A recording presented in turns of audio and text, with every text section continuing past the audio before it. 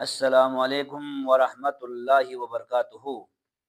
دوستو، بھائیوں بہنوں، قربانی صرف جانور ذبح کرنے کا نام نہیں، یہ ایک عبادت ہے، یہ ایک سبق ہے، یہ ایک علامت ہے۔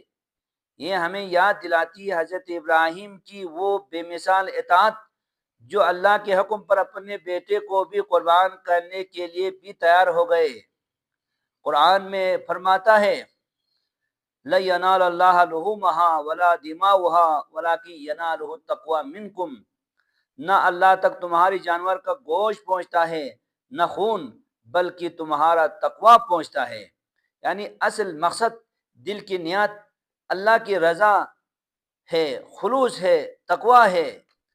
آج ہم لاکھوں روپے کی جانور خریدتے ہیں، خوبصورت سیلفیاں لیتے ہیں، ویڈیوز بناتے ہیں، لیکن کیا ہم نے کبھی سوچا کہ ہماری قربانی میں وہ خلوص ہے جو حضرت ابراہیم علیہ السلام کی قربانی میں تھا؟